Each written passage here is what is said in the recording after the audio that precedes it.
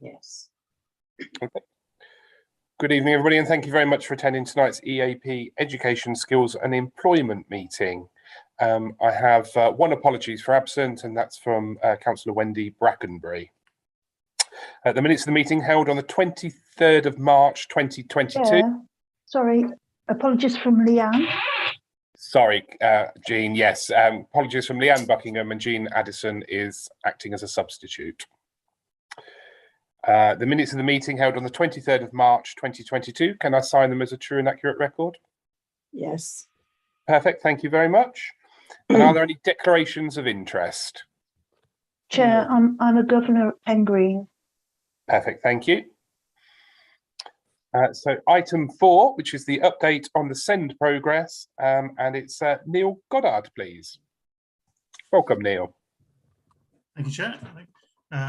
Good afternoon, everybody, and thank you for the opportunity to present this evening. So in the papers, there was a presentation that was circulated, so I hope you've got sight of that. Yep.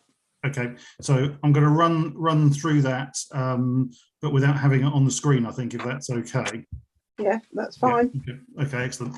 So the purpose of tonight's meeting was to have an update on the progress with Scnd within Northants. As you may be aware, I joined the organisation in November last year, heading up Scnd, and have since now been appointed as the Assistant Director for Education for the North.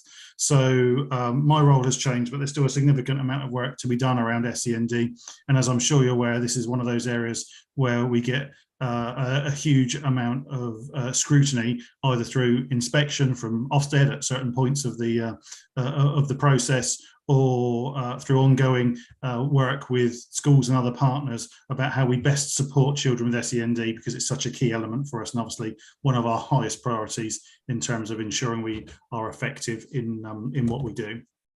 So looking at where we are, the initial assessment, you've got a summary of the initial assessment that was undertaken in October and November last year, and there are some key elements that came out of that.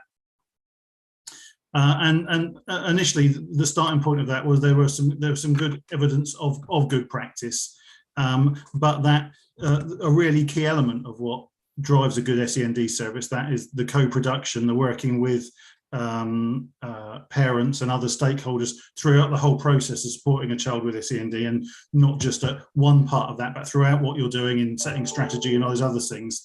That was not embedded as yet. There was an understanding of the need to develop that, but there was more to be done in that area. There also wasn't a shared understanding of the issues that we had to address. We had a significant amount of data, but that was not being managed in a way that was driving performance forward and driving us to deliver. But on a positive front, there was significant amounts of high quality data that we can use to support that work going forward. So the Northamptonshire Scnd strategy that we brought forward, there was co-production, but there was obviously more focus to be had on that. And that's something we want to build on. Once again, we've talked about the importance of co-production, how we take that forward. The overall expectation, the vision, the deliverables were not as joined up as they need to be overall, and I think there's work that we need to do that, and that's really important in terms of working with our partners as well, and our links to things like the integrated care system that's going on with health services, but also the development of schools and everything else that happens around Scnd. And finally, communication, and of course many reviews of services will say communication could be improved. There's more that we could do to communicate, and that's communicate generally with parents, but also with schools and other stakeholders as we go through the process. So that was the initial overview. We have looked to establish a really good working relationship now with the Northampton Parent Carer Forum Group. So in terms of ensuring that we start on the right foot in terms of co-production, that we have a shared understanding of what co-production is. Parents know what they should expect in terms from us, and the Parent Forum is set up to support them in doing that. The Parent Forum have been really supportive in attending many of our meetings, of identifying reps to come to support and work with us, and doing a huge amount of work on their own. And hopefully we're working together on that and to work as effectively as possible.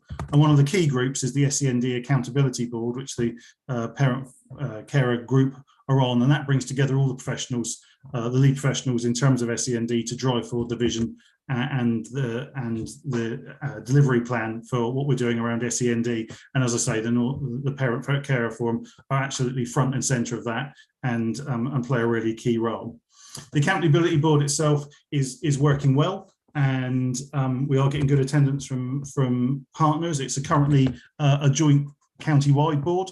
I think that will be looked at again in the future, but for the time being, that's working really well. It brings together partners who clearly are mostly cross-county, meets monthly, and really looks to drive forward and hold to account the delivery of improved Scnd outcomes, and make sure that that's delivered in a joined up way that perhaps wasn't in place before. Can I ask who's on the board? You can. So there is, so Anne-Marie chairs it as, Yeah. so Anne-Marie, I should say, who's the Director of Children's Services for the North, chairs it. Yeah. And Chris Kiernan, who's the Director of Children's Services at the moment for the West, is obviously on there as well. And then there is the lead from Health, who's Rachel Akers, the parent carer group, schools are represented, different elements of health are represented. I attend. The head of Scnd from both authorities attends. I'm very happy to share with you a full list of attendance, but I think that gives you a flavour. No, that gives me some idea. Yeah. Okay. Thank you. And it's a well-attended group, and actually the meeting for this month was earlier on today. So we've had a meeting today of that Okay. group. Yeah. So one of the things we wanted to talk about was the vision and strategy. So the accountability board is key in developing that and working with, as I say, parents through the parent carer forum and other groups to deliver that. It's developed some key questions that we can work with other groups to say, how can we set out a vision and strategy that's going to deliver what everybody wants to in terms of services for children with additional needs at whatever service level that may occur, whether that's through schools in an inclusive school model or through the graduated response of other services that go across the range and the spectrum of services that are being delivered. In terms of that, then, there are the 5 initial thoughts in terms of what those priorities might look like, and you'll see those, I think it's on page 16 of your agenda. So one about co-production. I've talked about co-production being really key. Scnd being everybody's business. We've very much heard the term, I'm sure you've heard it, safeguarding being everybody's business, Scnd equally being everybody's business in support of Scnd. Making good practice, common practice. So yes, we have some really good practice within the area. There's more we can learn from others to improve, but ensuring that the expectation is that good practice is what is delivered universally and to at all points of entry into the system where children work with us. Identifying the right needs at the right time, and I think that's linked to very much to, isn't it, early help and early assistance. So identifying needs at the earliest opportunity and providing support at that point, the right support at the right time, and not allowing issues to escalate and then causing more significant issues to be developed further on in a child's life or in the work of a school. So identifying and intervening early, and then, like I say, the right support at the right time. So having a menu of services, if you like, that we can call on that say, what are the needs of this child? What do we need to bring together to make that work? So it won't just be one agency delivering that support. There may well be a blended model with health and education services and others working together. And how do we make that work as effectively as possible? There's a subgroup that's looked specifically at Scnd data, and we're doing some significant work around that to ensure that's as effective as it possibly can be, to support the work that we're doing and to hold us to account, to demonstrate that we are delivering, and obviously to support the identification and consistent approach to addressing need as well. So there's a consistency across the piece. And that's being developed into a data dashboard that will give us an oversight of our performance in Scnd across the piece. and be used consistently to monitor performance and drive forward the improvements in targeted areas where they're identified. I've talked about the graduated response. So the graduated response being that there's a different response to needs at different levels of need throughout the system. So there's very much what's delivered through inclusive schools or early years providers, and then the support that they can bring in to give additional support, and then specialist services that can be called upon, specialist settings, whether that's a unit or a special school satellite, and then special schools and independent providers where that's necessary to be used. So that whole spectrum needs to be there, and we need to ensure there aren't gaps in it, that children, the right support isn't available for all children, and that's what we're working on, that graduated response is used. And so that children should enter that at the lower ends when needs are identified early, and support can be delivered early, and goes back to that early intervention point that I made earlier. We're very keen to develop a QA framework, quality assurance framework. So this will look to ensure that the quality of what we're doing is appropriate and meets the needs. So as a very clear example, are the EHCP plans that are produced, are they of the right quality? Are they supporting services to work together to meet the needs of the children? Once again, there's a QA working group that are looking at this to develop standards that we will hold ourselves to account against. And they, as it says in the slides, have started some work on EHCPs already, but there are other elements. So, for example, you might say education psychology advice or any other part of the system. There's a really clear QA framework to sit around what we're doing. Obviously, about improving communication. So there's a communications task and finish group that's doing some work about how we can communicate more effectively. Lots of work to be done around this. I think as the North finds its own identity, we need to be clear about how we communicate with our schools, how we communicate with our families, and once again work with the Parent Carer Forum about how that can work as effectively as possible. Workforce development is a key issue for us as well, as you'll be aware. There has been some turbulence within the staffing of the Scnd services within, I think it's fair to say, across Northamptonshire, but in North Northants. That's being addressed. We're getting permanent teams in place and giving schools the certainty of the contacts that they need to get hold of us and to get the information that they need. But we need to drive forward that communication more. Once again, today we had a heads meeting. We've started having locality heads meetings where we present and we really want those to be interactive and engaging. And today there was a presentation about Scnd with the opportunity for heads to ask questions about what it is we're doing and where we go from there. Are these heads of primary or secondary? All heads. So it's done at a locality area. So I think today's was Wellingborough area, I think it was. And all heads within that area are invited to have that conversation and talk to us. Okay. Okay. Sorry, can you hold the questions until? Yeah, sorry. Thank you. Sorry. And so then we've got some updates on things that have happened. So we now have a permanent team manager in place for the Scnd team. That's a real positive. The action plan is in place. We've got some additional capacity in the workforce. We've got panels that are meeting to assess need, and it talks in the slides about the sensory panel. So children's particular needs can be taken to a specialist group and considered, and then an outcome delivered from that with a really informed view that engages partners and moves forward. The performance in the EHCP service is improving. So our key measure is how many EHCPs we deliver within a 20-week period, which it sounds like a very long period of time in the life of a child, and I think it's fair to say it is, and we understand that, but that's the statutory guidelines. Last year, our performance against that measure was not where we'd want it to be, and was averaging at about 18%, and we're now up to about 60%. So significant improvement has been made, and that's going to continue and move forward as we stabilise the team and put in place new ways of working. It also talks about the EP services. They've now reached over 80% of their advices being given on time, which is a good performance. there are, in certain circumstances, reasons why that can't happen. And so 80% is a good performance, I think, in that area, and a real improvement on where we were previously. You've then got some data that's set out there. I won't run through that, but hopefully that reflects some of the figures that I've just given you. And then you've got some information about the Education Psychology Service as well.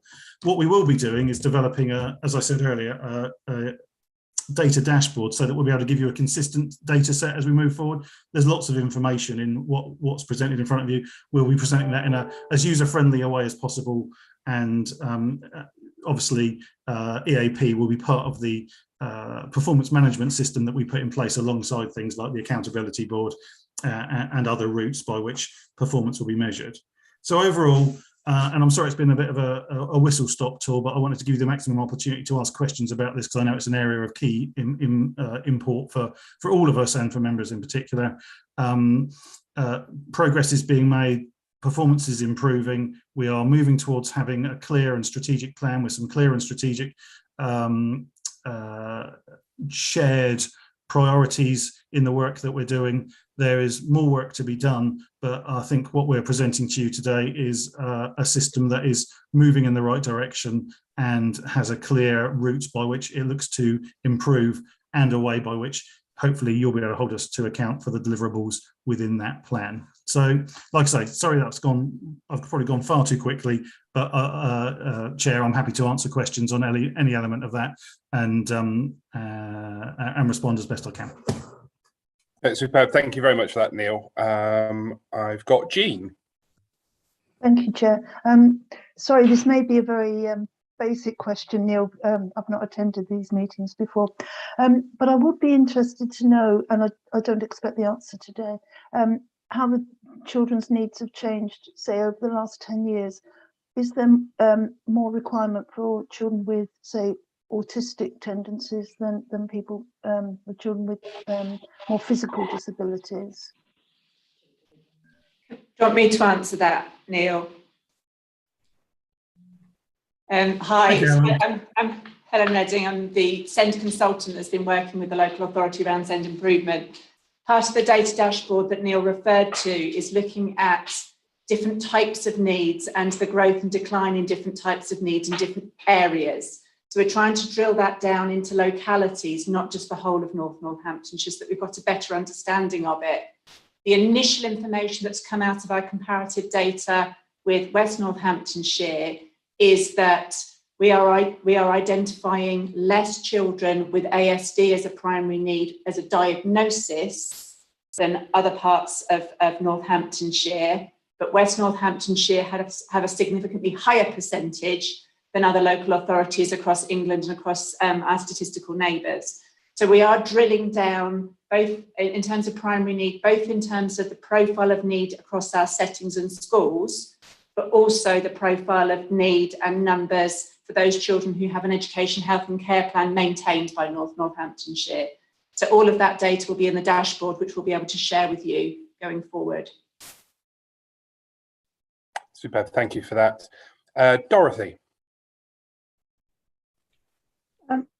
My question is, at what point do you think you'll get all the assessments done, given that there's been a high rise in assessments from schools?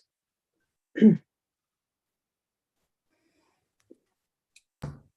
Neil was going to jump in, I'm happy to take that. So Councillor Maxwell, what we're doing is we've just had, in the last 2 weeks, we've finally finished recruiting to the additional education, health and care staff. As Neil has said, we've seen a significant rise in the number of requests for assessment, but we are prioritising those children who have been open the longest in terms of concluding the assessments. I think what I've looked into for the Chief Exec quite recently is where assessments are out of timescale, the reasons why those assessments are out of timescale, and often for the cases that now have been around the longest, it's because we get many schools declining to take the children. So we've got a significant problem now, not only with the additional places that tribunal are placing in our special schools, but we're also having some difficulty in securing. So we are going as quick as the system allows us to go in terms of placing those children. And where plans aren't finalised, it's often because we can't get a school to take the children. I don't know whether Neil wanted to add further to that, Chair. Thank you. Yeah, I only to agree, Anne-Marie. I think, you know, we've invested in the service. There is work to be done, but there are clear improvements in the data that I've demonstrated, and will continue to work on that basis. There are a number of issues that have led to, you know, increasing pressure on the team in terms of increased EHCP demand, and whether that's COVID or other issues. And so we're, you know,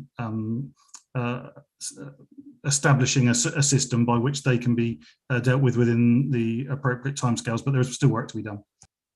Is that because, the question I'd like to ask, is that because the funding involved in it, or is it because of the type of need that they require? Sorry, do you mean, is there a delay because of the type of need? Yeah, there's that, plus the fact, does the funding affect them getting extra need, or do the schools put in the extra need and then wait for the funding? Councillor Maxwell, we never withhold support to children because of the money, which is why the high needs blocks are spent. It is literally about securing the right placement for the child. That's the problem for us. We don't make decisions based on finance.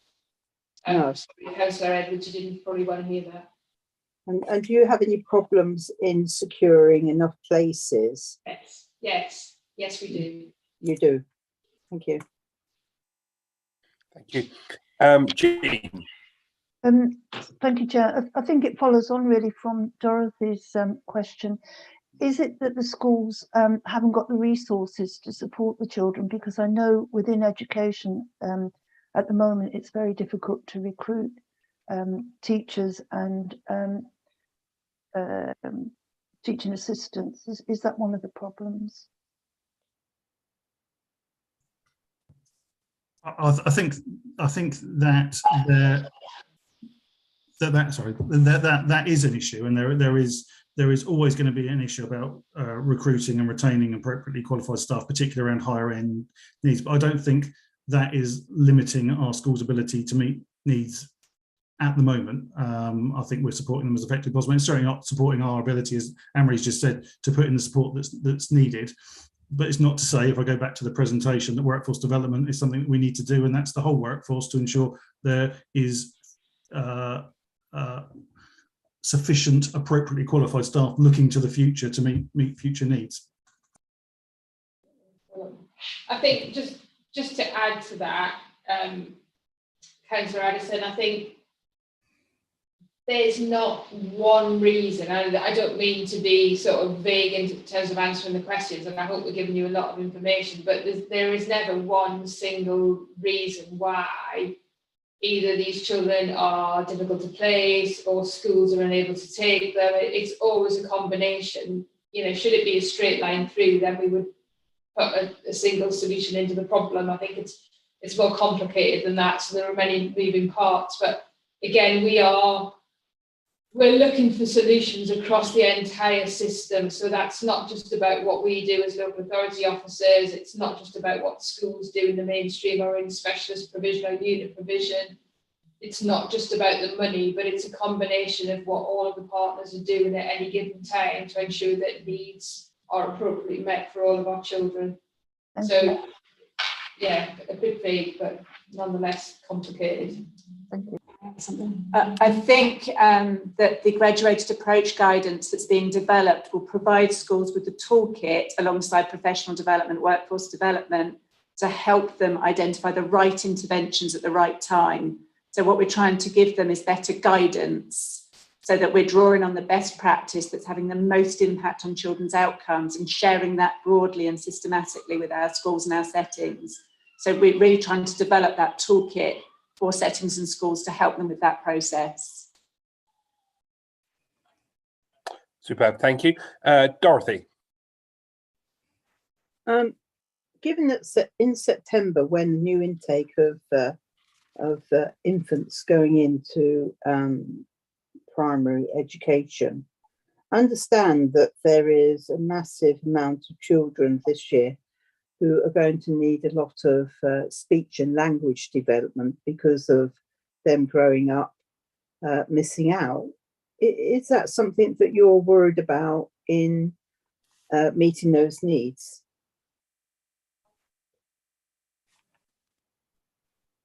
So, sorry, go on, Neil. I was just going to say, so the meeting speech and language needs particularly is a clear joint piece of work with health services, and it is something that we're having to focus on because of the changing demand, it's fair to say. And you're right, recent lockdowns and other things have had an impact on that, and I think we need to work with health to ensure we are commissioning the right services to meet need at the right capacity.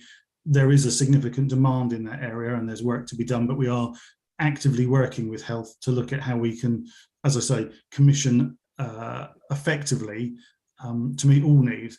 And I chair a joint group of the speech, language and communication group, which is one of the things that's looked at. And once again, the parent care reform are represented on that, and alongside health and ourselves, looking at how we can not only simply, commission more work, but how we can work differently to meet those needs. Okay. Super, thank you. Are there any other questions? I would like to know, if possible, how many education psychologists you've got now.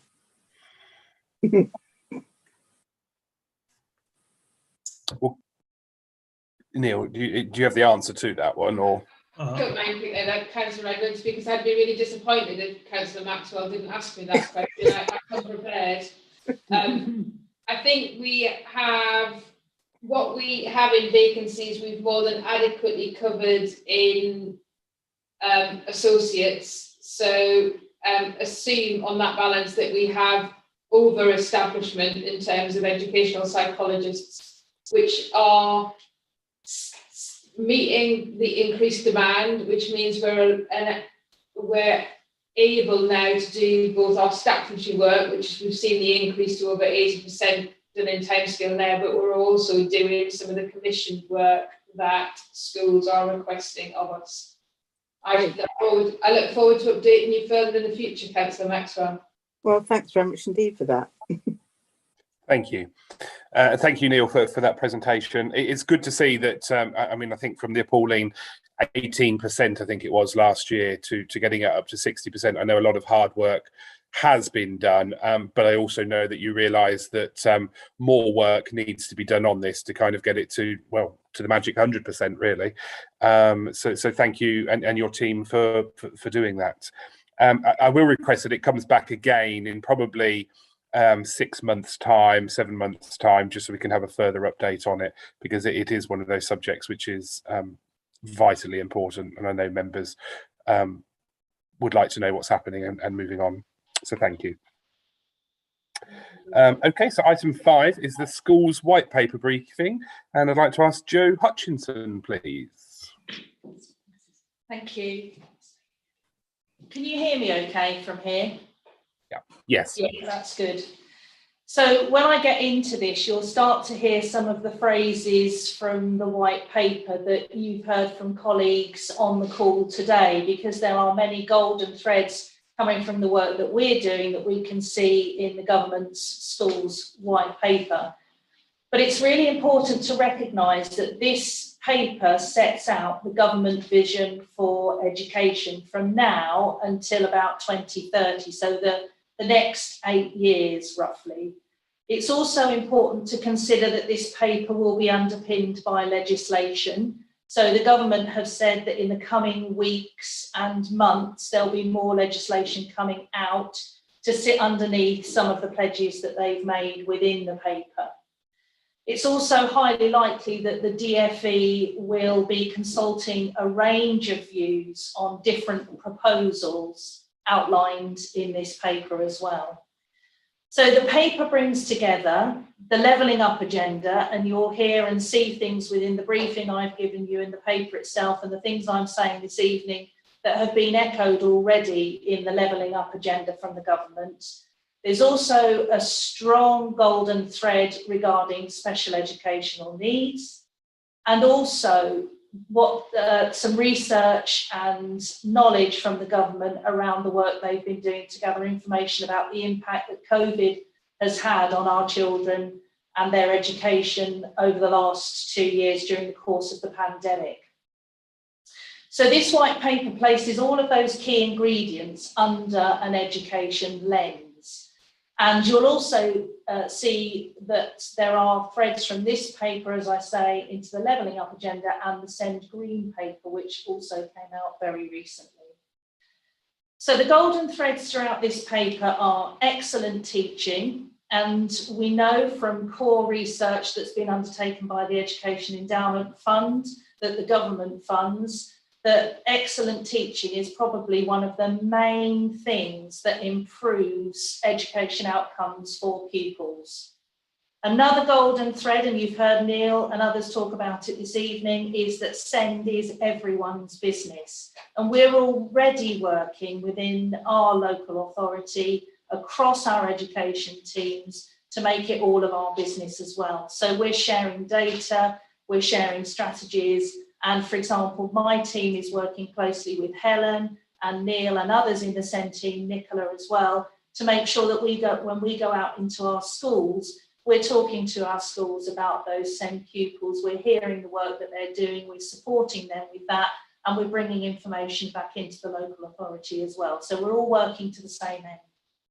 Another golden thread, and you've heard it as well this evening, is making good practice common practice. And as I talk you through the paper this evening, you'll see where the government are pledging to improve practice and to share good practice from a range of different sources. And also identifying the right needs at the right time and giving the right support at the right time. And that's been said this evening as well through the Scnd information you've just received. And also it's a golden thread running through this school's white paper. So ultimately, as I said, the paper is framed around those golden threads, and many of you will have seen echoes of that in the levelling up paper that came out recently. So I'll talk you very briefly through each of the chapters, and you'll see I've put chapters in the briefing paper that I shared with you, just to highlight some of the things that underpin the vision within that chapter and within the headings that the government have used in this paper. So excellent teaching and an excellent teacher for every child. We do know at the moment there is a recruitment and retention issue. Some would say it's a crisis, and that's not only in schools, but it's across our early years sector as well. So the government have put into place, and it started in September 2021, the early career framework. And anybody who's new to teaching will do, instead of a 1-year induction, as it previously was, a 2-year induction now with high quality training materials that are approved by the government and delivered by teaching school hubs, and schools can deliver those themselves. So the government want to give people who are new to teaching a really good start to their teaching career and a good foundation in high quality training. Also, there are incentives for teachers that have been outlined in the white paper. So the government are pledging to raise teacher starting salaries, and also they want to include levelling up premiums to incentivise teachers to work in particular subjects and particular places where they're needed the most. They're also investing in some national professional qualifications. So there'll be a new leading literacy qualification, because the government wants pupils to achieve, or 90% of primary age pupils to achieve the expected standard in reading, writing and maths by the end of that 8-year period. And to do that, they're prepared to set up a qualification which is leading in literacy. So that will be reading and writing, and of course phonics. And we've talked earlier about the issues around communication, and particularly in early education, communication issues, and that underpins phonics for pupils, and of course phonics leads into early reading. So that's a really core area that we need to be working on. There's also an investment pledged by the government in a new early years leadership national professional qualification, and it's really pleasing to see that the paper talks passionately about early years and making sure that we invest in those teachers and practitioners that are working with our youngest children as they start their educational career. So we move on then to the second chapter of the paper, and that's with regard to attendance, behaviour and the curriculum. And this is where the government is talking about good practice. During the time where schools were working remotely with their pupils, when we had lockdown during the pandemic, the government set up something called the EAP National Academy, and schools were able to use resources online in order to work remotely with their pupils. That is set to continue now and will be developed further by the government to be an arm's length resource that teachers can use. It's going to be free and will have exemplar curriculum materials that can be used consistently by the teaching profession. So that will continue now and be developed further. The next thing that is within this chapter and is linked to behaviour and attendance is from September 2022, all schools will be expected to publish their opening hours or opening times on their school websites. And this is around an initiative that schools should be operating a 32.5-hour week. Many of our schools do this already, but some schools don't. And of course, they will have to do that before September 2023. I think the issues around that is less about the length of time, but more about considering the quality of what takes place during that time and how effective the teaching and learning is during that period of time. So that's something that needs to be developed further. And also, by spring 2023, all schools will be expected to submit the length of their school week via the school census. So the government are collecting this information, will be collecting this information on a regular basis. And I already mentioned about extending the school week and extending the school day. So that's chapter 2. Chapter 3 is talking about targeted support for every child. And you've heard a little bit about that this evening through the Scnd discussion we've had earlier. And of course, that is really relevant for pupils that may have special educational needs. But actually what this talks about is recognising that for pupils with special educational needs, but also any pupils that might, for whatever reason, fall behind in their learning. And that could be learning across any subject, but in particular, the government are keen for this to be identified quickly with a targeted response in literacy and maths, because of course they are the key subjects that we want our children to do particularly well in, so that they can be able to move forward in their learning and reach that expected standard. So the government have introduced a suggestion that schools should be working on a parent pledge. And basically that is saying that schools should consistently make sure that they speak to their parents about their child's performance on a regular basis.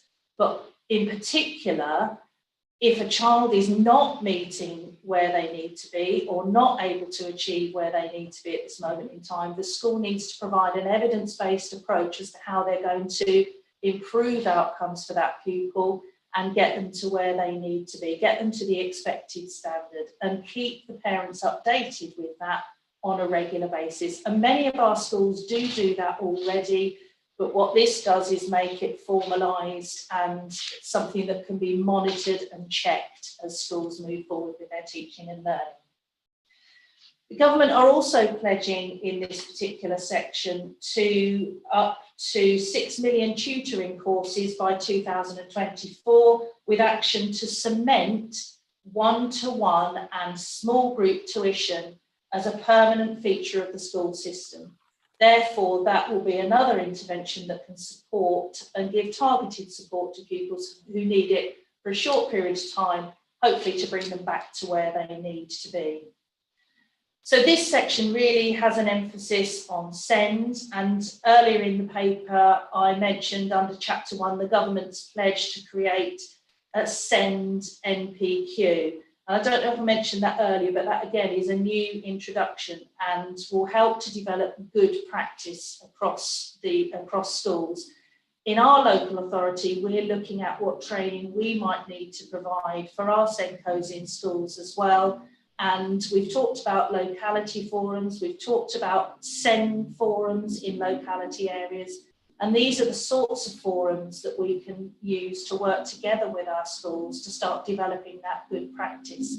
Because this is as much about identifying good practice in North Hants, as well as supporting all schools that need to improve in different areas. And that's very much how we can work together moving forward. So the final chapter is about a stronger and fairer school system. And this covers an awful lot to do with multi-academy trusts and how they need to be run.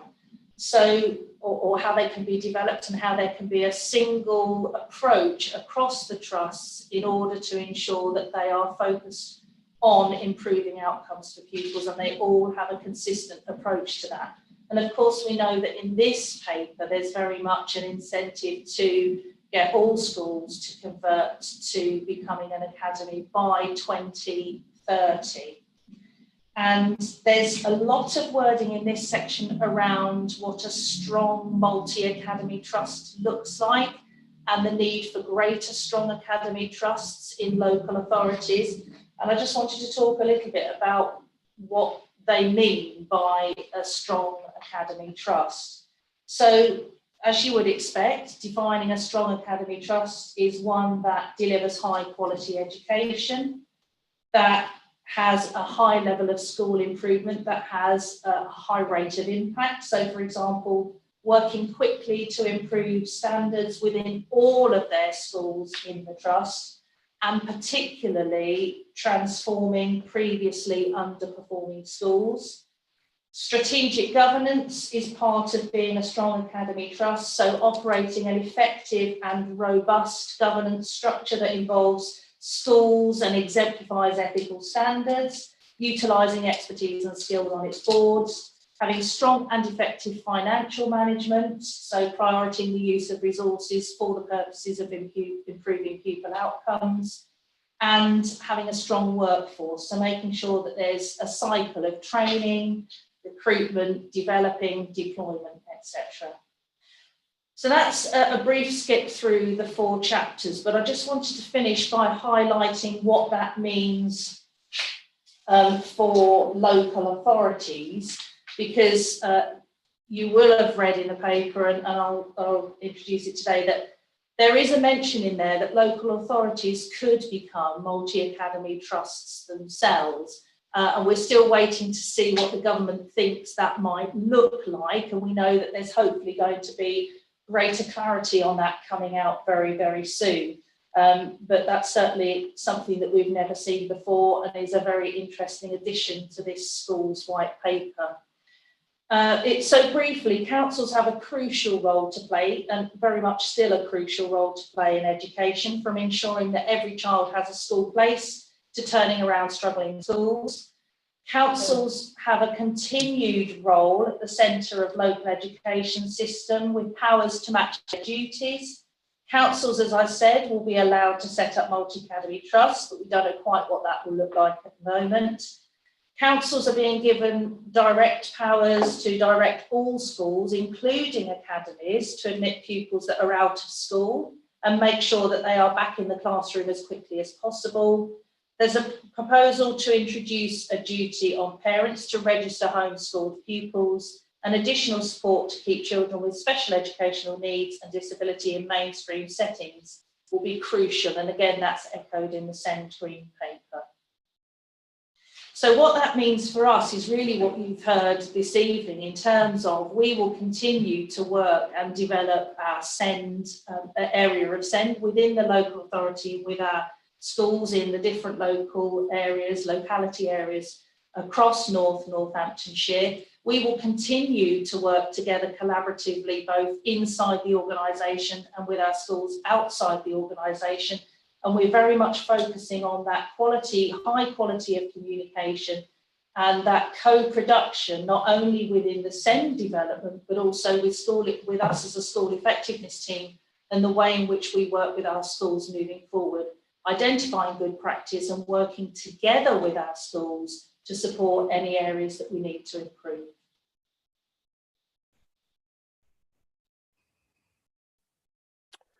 Thank you for that, Jo.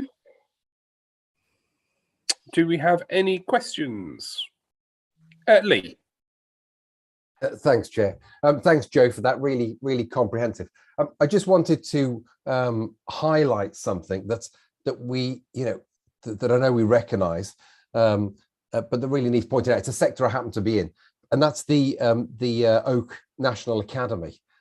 So I think what, as bad as the pandemic has been, what we all hope is that when we come out of the pandemic, any lessons that have been learned or any innovations aren't just scrapped. They're not just shelved because suddenly we can get back to the traditional way of teaching, but they're maintained and they're built upon. And of course, that Oak Academy was such a phenomenal success, more than anybody thought it would be. I think the reviews that it gets from schools are high. I saw figures saying that 90-something% of all schools were aware of it and were using it. The millions of lessons being delivered through it. So it is great to see that something that was developed to help schools cope with the pandemic and deliver all of these courses online, and hundreds of school teachers getting together and putting the lessons on. It's great to see that as we come out of pandemic status, we're still going to keep using the resources that had so much time spent on them, really. So it's a really positive news story. It's a great thing to see. Superb. Thank you, Lee. Ian. There you go. Thank you very much, Chair. Yeah, thank you very much. Like Lee, it's a very comprehensive report and paper. I do welcome a lot of what's coming into this through this white paper. I've been a governor at school for over 14 years and a chair for 5 years. And one of the biggest problems that I think most schools face is about budgets. You get a budget, your amount that you get for the year, probably 90% of that goes to salaries, and the rest is to support those teachers, in teaching our children. And one of the biggest problems, I think, is if you look at class sizes, the school that I was at, the class size average was about 30 pupils, 32 pupils. My granddaughter goes to a small school in Lincolnshire, and she's got 10 pupils in her class. So the teacher has far more time to respond to the children than if you've got a class of 30. And one of the other problems is with the lack of budget is not having TAs that can support the teachers in educating our children. My daughter-in-law has just left being a teacher after 15 years because of the lack of support from her school. She was teaching 28 pupils, and some of them had really bad, I suppose, behaviour issues, but she never had any support. And that was the reason that she's left being a teacher. And I think it's one of the things, I think the government really needs to look at the funding for schools. Education for our children, the first 10 years of their education are the most important years of their life. That will set them up in good stead for the rest of their lives. I know it's all about money, but we do need extra money to support schools so that they can have quality teachers, well trained to teach our children. And if they do have big classes, they have the funds that they can have TAs in there to help support them. Because you imagine trying to teach 30 disruptive children in a class on your own, from my point, I think it'd drive me mad. But I do welcome a lot of what's in here, especially about the home schooling and that being reported to the Educational Authority. But yeah, I think it's a good step in the right direction. Thank you, Chair. Thank you, Ian. Dorothy.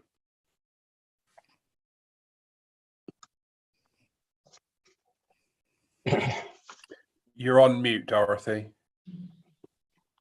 I have to say that the government have really made real strides in bringing out this white paper, which clearly should meet most people's needs. However, some schools still select children by ability, and I think that if you're going to have schools with, so you have a school which predominantly has children probably low ability or low attainment in one school, and then you have another school, a bit like a grammar school, where you have children with high ability and are able to achieve. And you can't get away from the fact that this is still happening. It's not supposed to happen, right? But I know 3 schools within this region which actually do that. And I feel that they haven't changed. And what is going to change this with this white paper? That's what I would like to know. Thank you, Dorothy. Joe, do you have any response to that at all? The only thing I can say there is that because we're working so closely with our schools, and at the moment particularly our LA maintained schools, that the way we are working with them, the fact that we're going to draw up our locality forums, we'll be able to work more closely even still to look at the issues that schools are having, to try and resolve those issues together and to share good practice to enable those children to move forward in any school, regardless of which school they attend. I'd like to follow that up, if I may, because I think that you've been trying to do this for some years now, and even this white paper does not really address that. It doesn't. It just, it's great. It's a great white paper, but at the end of the day, it's horses for courses. So if you get a school which academically is strides ahead of the other one, and also the other factor is that some schools get more funding than other schools, so therefore they're allowed to put more money on pupils. I mean, like having lower numbers in classes is a great stride, but that is, I don't think going below 30 is ever going to be achieved unless they have the right funding.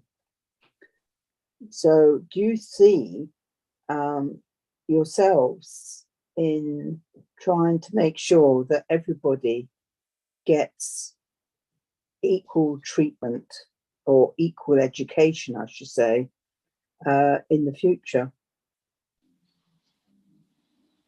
Thank you, Dorothy. Jean. Thank you, Chair. This is a very ambitious white paper, but it is just paper and words. And I agree with Ian that if it isn't backed up with finance and investment into our schools, it's not going to be successful, and that's very disappointing.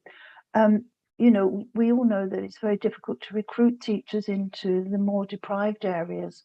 So there's a lot of work that needs to be done to raise those standards. I wish this white paper well, but I think it is very ambitious. Thank you. Are there any other questions or comments? No, superb. So thank you very much, Joe, for that. That was a full report, as they always are. So thank you very much for that. And we look again further forward to see how that will develop within North Northamptonshire. So we move on to item 8, which is the Family Hubs briefing. And welcome, Tony. Thank you, Chair. Can I just check first of all? Can you hear me okay? Off mute. Yep. And all. Thank you very much. No so apologies. I'm going to try and put a presentation on screen. I've never done it on Zoom before, so hence the apologies in advance. So again, please let me know if that comes up or not. Let's be a way of minimizing that. There we go. Yep. Can you see that okay? So We can circulate this presentation, and there is a broader briefing note which is available as well if necessary. So members will be aware that in March of last year, the government announced its Best Start for Life First 1001 Days programme, basically looking to focus on the sort of conception through to second birthday period, and a successor to Sure Start. As part of that, it announced the Family Hubs programme in the autumn of last year, although it was fairly vague. And I think vagueness is something that characterises the Family Hubs programme at the moment. I suppose if we were being positive and charitable, it's because the government wants to take best practice from really successful local authorities and share it with others. So on the 2nd of April, Northamptonshire Council was one of 75 councils pre-selected as being eligible to be part of the National Family Hubs programme. What that means is that roughly 50% of the local authorities in England will be able to access a share of £302 million worth of money to create a new Family Hub structure. I'll demonstrate, or I'll put on the screen a little later, what the aims of that are, but it is very similar to Sure Start. I suppose one of the notable differences is the idea that people get the right information at the right point and the right support at the right point in time when they need it. And so therefore, the Family Hubs model is about trying to make sure we provide something that's tailored for the local area. And again, fits in very much with the green paper that Joe was just describing in terms of its approach. In addition to the £302 million, in the autumn of last year, there were transformation funds announced, and North Hants did make an application for £1 million. We were due to have heard whether that was successful or not by the 31st of March. Unfortunately, because of the local elections, the government decided to hold off on that announcement. So we're still waiting. Hopefully we'll hear in the next 2 weeks about whether that £1 million is going to come to us for transformation purposes. We're also expecting a further Transformation Fund 2 bidding process to be announced towards the end of May, maybe the beginning of June. Even if we win TF1, that doesn't mean we can't bid for TF2. It just means that we have to make sure that we're spending the money once, and we're not trying to use the same money for two purposes. We were also successful in getting £40,000 regional funding awarded to us to begin our Family Hubs work. And last week, Anne-Marie was able to appoint a consultant to come in for a period. And it's in fact quite a win for us, because this consultant has actually been working with the National Family Hubs unit to advise them. So by bringing her in, we'll have a bit of a head start to some extent. The Anna Freud Centre was asked by government to create a national centre for family hubs.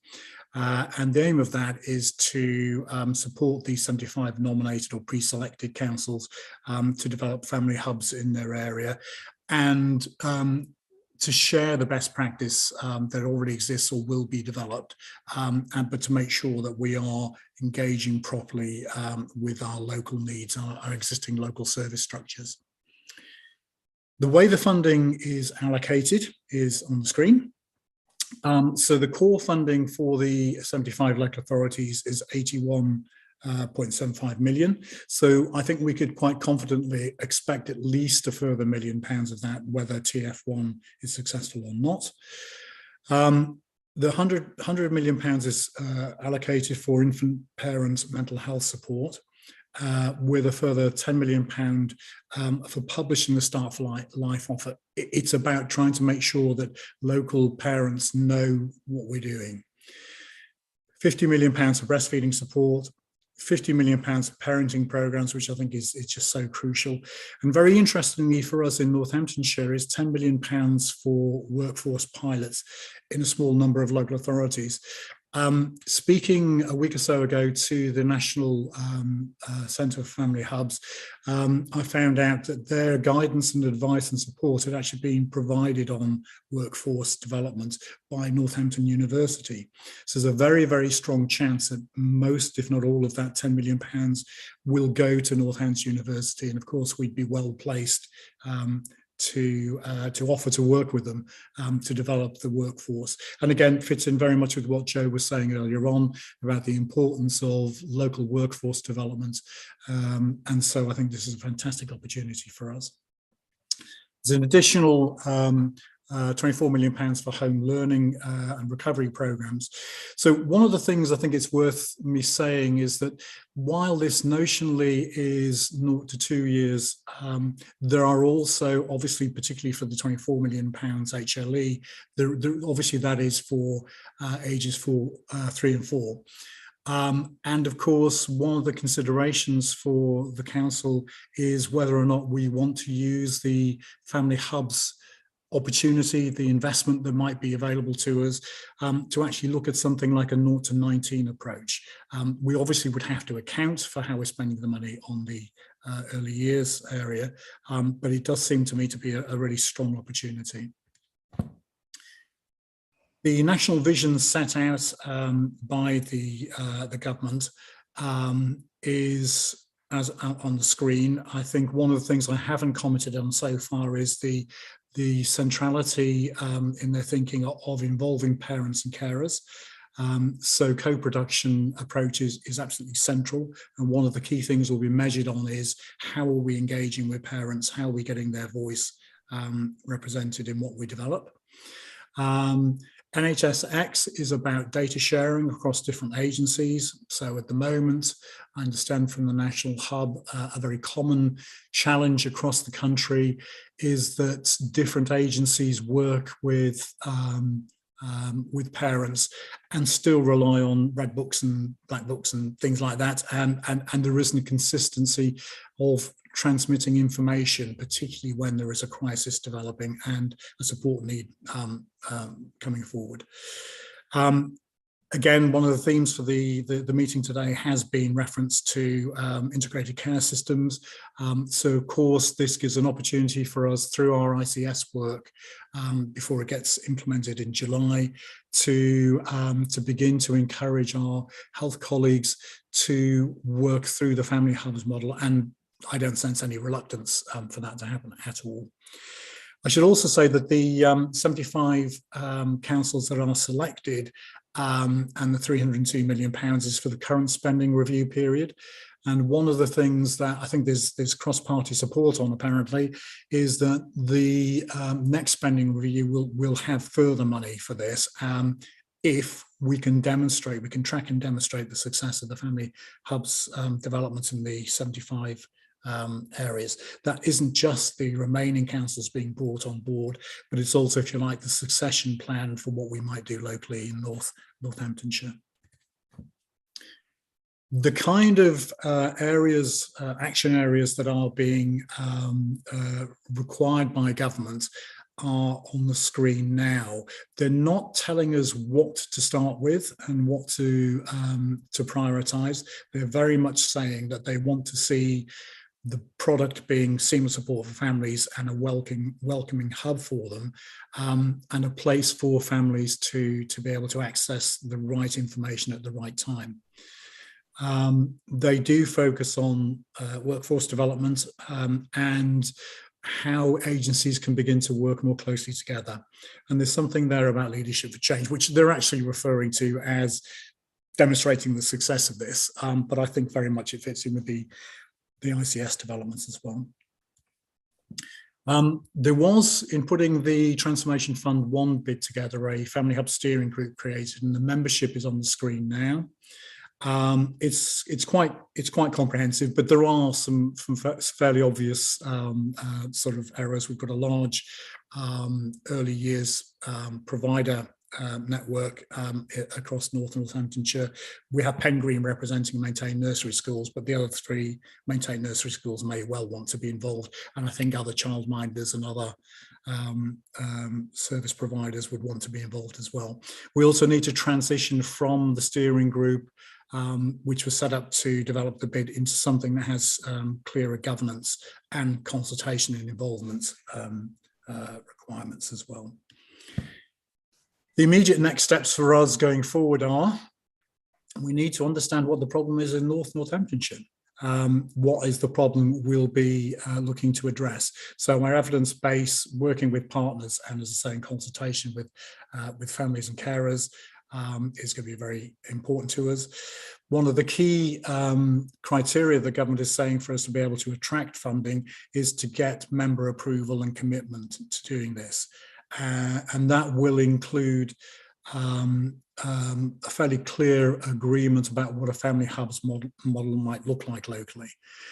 It might well be that we have one physical hub and some other sort of hub and spoke arrangements, but we certainly, in my view, should have a virtual arrangement as well, because if you've ever been a parent and had some significant needs at 3 o'clock in the morning, you can't wait for a hub to open on the other side of the council area the next morning. You actually need to go and find information and support immediately. So a 24/7 virtual offer is almost inevitably going to be needed. And there is going to be a question on location of any physical hubs, where they would be. And then, of course, we have to prepare our bid for Transformation Fund 2 and our arrangements with the other priority areas, particularly around workforce. So by way of introduction, Chair, that's all I've got. I will stop at that point and take questions, if that's okay. Thank you, Tony. Yeah, that's superb. Dorothy. You're on mute.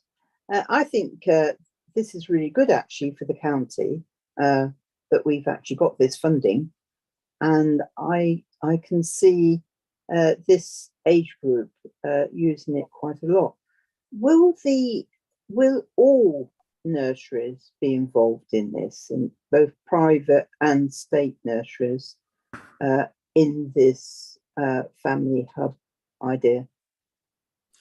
I think, Chairman, that's to be decided, but I would expect the answer is yes, insofar as we want everybody to contribute their ideas and give us a perspective on need and the art of the possible. So, you know, if we're producing any service lists, any sort of directories, then of course they would all be included in that.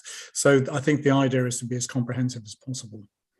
And do you aim to employ people who are specialists in certain areas of learning within this age group? I think that's to be decided. One constriction or restriction there is on the funding is we're not allowed to buy, build, or spend lots of capital money on buildings, and I think that's the right thing. But we do need to work out what the offer in our family hubs model will look like, and that may well be encouraging or enhancing services and specialisms where we are struggling for them. We hear about that a lot and already have in this meeting. What we can't, I think our money, our potential £1 million plus, is about leveraging change. So it's not about replacing services in a health function or an education function, but it's about trying to use it to develop better ways of working. Might come in there, sorry. Yeah, sorry. Yeah. So in terms of recruiting, what we want is obviously, assuming we are successful in the bids in TF1 and TF2, the conditions of grant around those will be very specific about what we can and what we can't do with it. So the approach that we're trying to take, which is in line with the approach that we're taking of all of the developments that we're doing in children's services across NNC, is that we're making sure that our solutions to the problems, the challenges and the issues that the communities face are co-produced and co-designed with those communities. So again, we're not being cagey about this. The government advice and the direction on it is changing almost weekly. There are multiple webinars. We were successful in securing a lady called Kirsty Reid, who's going to start with us on the 15th. So in terms of recruitment, Councillor Maxwell, there was money available to us, as Tony said, that we were successful in securing, and the money that we've got is going to pay for Kirsty's time, so we can essentially punt prime this activity and make this work start to shift. Part of what I see, and I'm happy to take the views of colleagues on the phone this evening, is that Kirsty does a piece of work in getting out to communities and getting out to settings and understanding from families and from children what they require in the delivery of a family hub, because much of the conversation about family hubs is also about that 0 to 19 offer. So actually what this is not is a recreation of, Sure Start, because it's about access to families.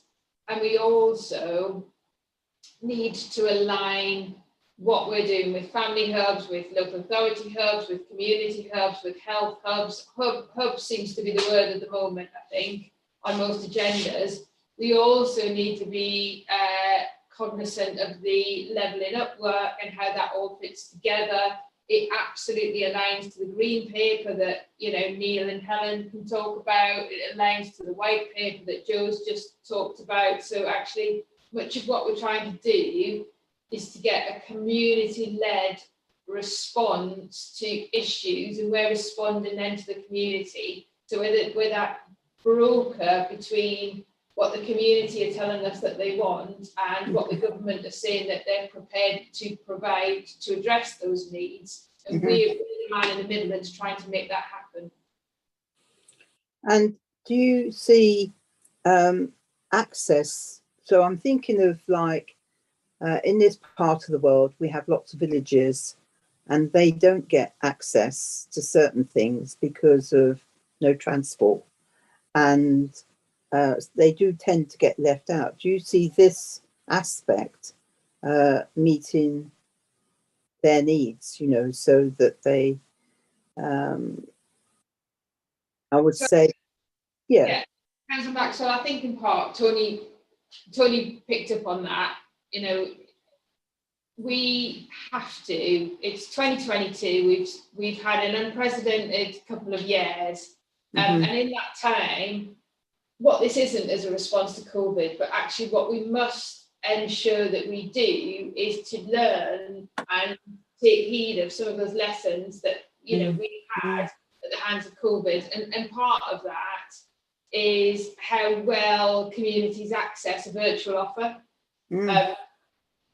Just because it's a hub, it doesn't mean that it is a physical building. It can be a virtual hub, it can be online access. We all know how to order our Domino's or our Deliveroo online and understand that and access that.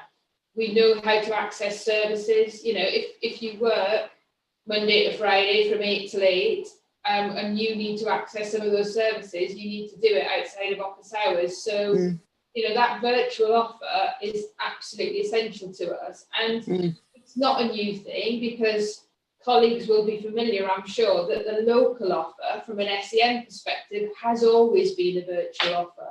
Absolutely. So we know that there's success in, the right platform and the right access. And then no one gets left out. I think it will help parents as well, actually, this access. It will give them sort of reassurance, I'd say, that there is somebody out there to help them if they really, if they do need it. But I think it will also bring in people who haven't necessarily got involved in perhaps maybe helping out, voluntary. And there will be a space in there, I think, for the community and voluntary sector, whether that's through PBI settings in terms of early years provision, but there's definitely space in there without stigma for many of our community and voluntary church organisations, for example, where our communities feel safe, feel listened to. You know, if our communities are all telling us the best offer for our under fives in terms of family hubs is 6 extra food banks, then we need to listen to the thing that's going to advance our under fives the most is access to food and supply. But until we do that exercise, we don't know what that is. So I think that in terms of Kirsty shaping it, and I'm sure you want regular updates as this progresses, but from Kirsty coming in, that will be the first thing to do, to find out from communities, for communities and for families and for young children, what they would expect from this. Yeah, that's good. No, it's very good. Thank you. Thank you. Jean. Thank you, Chair. Tony, thank you for your presentation, and I may have missed it in the presentation. If we are successful in the bid, what does the funding look like going forward? You know, in sort of 5-10 years' time, are we? Yeah, no, I'm glad you asked that question. Thank you, Councillor. So that's why I mentioned the spending review period, because there's a question I asked of the national unit: what happens in 3 years' time? Does this drop off a cliff? Their response, and they've been asked apparently that question by quite a few local authorities, and their response is, well, we need to demonstrate that it's really successful, and then we can make sure the next spending review has additional money, and it might be money to bring on the other local authorities that aren't included in the first wave, and then continuing money as well. My concern was, what happens if we build something up and then 2.5-3 years down the line suddenly we can't do it anymore, and that would be really concerning. But as I said, this is about leveraging existing resources, getting health, education, social care, voluntary organisations in particular, picking up what Councillor Maxwell said, all working together and being lined up. And I think in 3 years we can do a lot. Thank you. Are there any other questions or comments? No, and you know, I think this is the next. Can I just ask a question? Is it Go on, possible to have Dorothy. the slides of that, of what was just discussed? Yeah, we'll get them forwarded on to all councillors. Thank you. No problem. No, I was just going to say, I think this is an exciting opportunity moving forward, actually, to bring this in line, you know, with 2022 as well.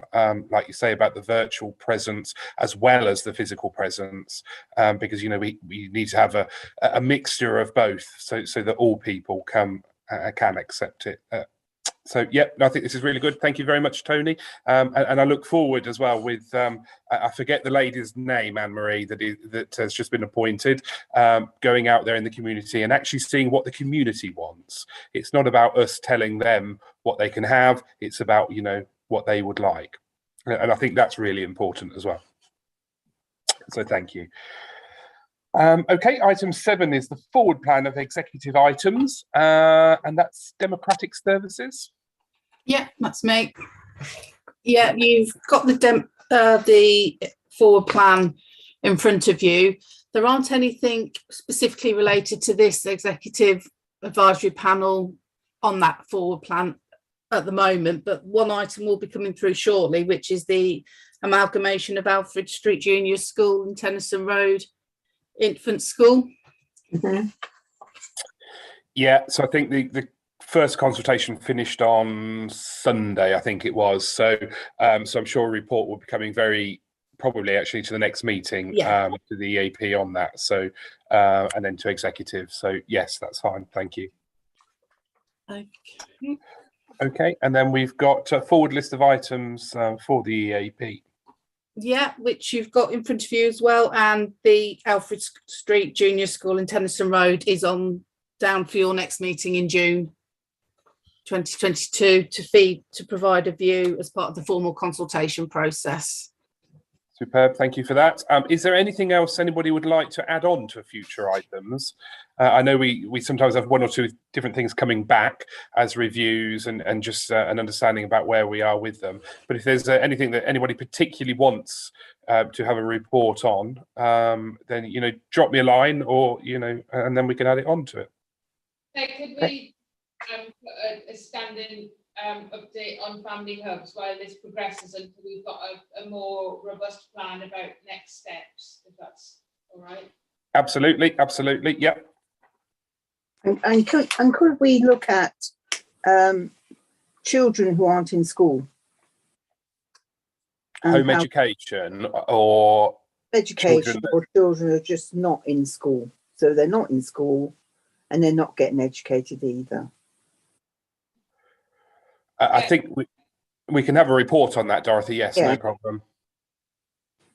Thank Oh, you. could we have something on the Ofsted status of our schools in North Northamptonshire?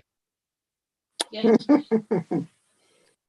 Yeah, we can get a report of all those. I mean, I think that's probably easily done, isn't it, Anne-Marie, about which schools have what grading.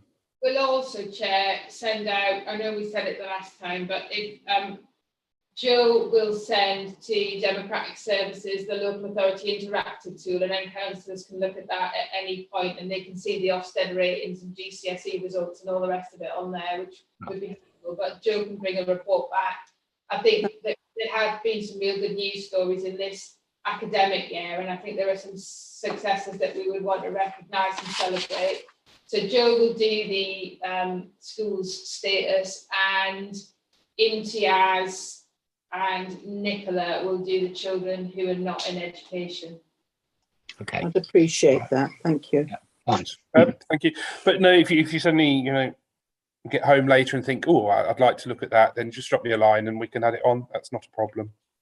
Thank you. Okay, so that brings us to the end of this meeting. Thank you very much for your attendance this evening, and I close this meeting at